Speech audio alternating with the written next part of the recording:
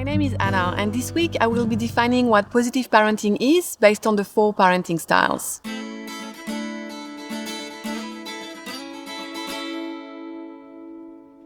And if you are enjoying these videos, please subscribe to my channel, like and comment on these videos. Engagement is what helps promote my work here on YouTube, and I really do appreciate it. If you've watched previous videos, you may have heard me reference to my parenting philosophy as positive parenting. So today, I thought it was very important to explain what I actually mean by that. And I thought that the best way to do this is to take you through the 4 parenting styles that were identified by psychologists in the 60s. These psychologists have found that parenting styles could be categorized based on 2 dimensions of parenting behavior. And the first one is control or structure.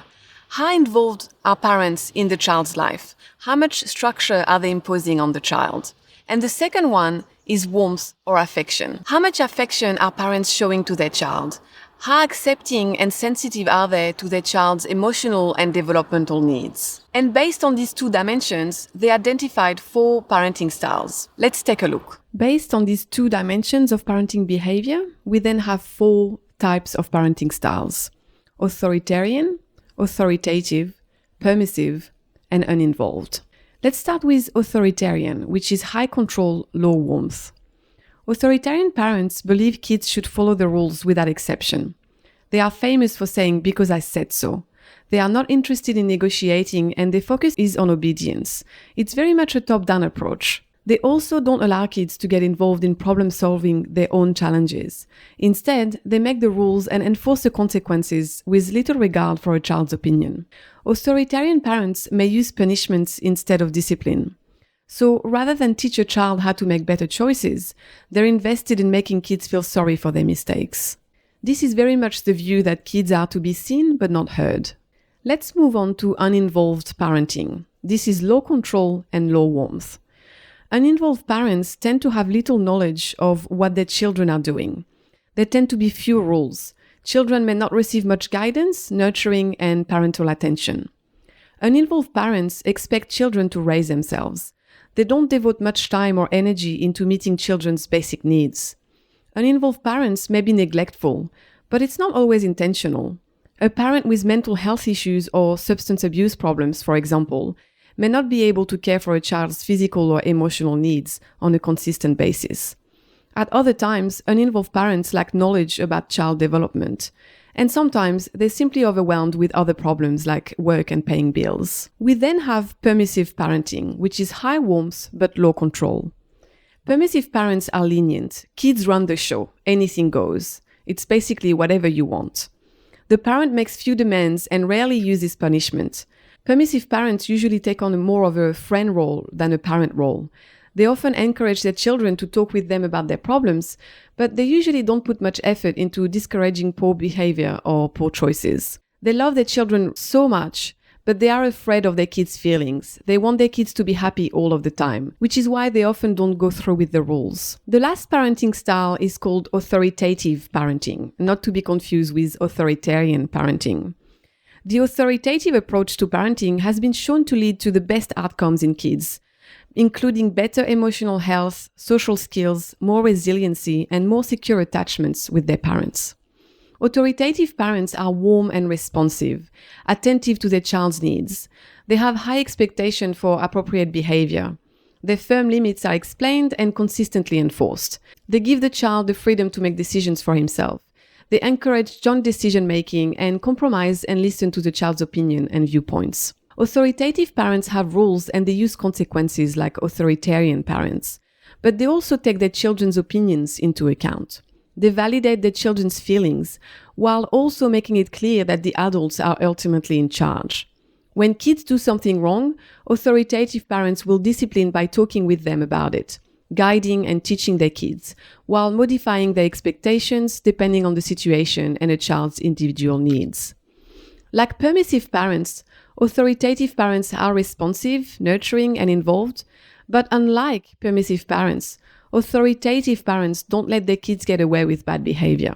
Authoritative parents take a firm stand, expecting their kids to behave responsibly. So what is positive parenting and where does it sit? And the truth is, there are other words to describe positive parenting. Some people use respectful parenting, conscious parenting, peaceful parenting, and to me, they all mean the same thing.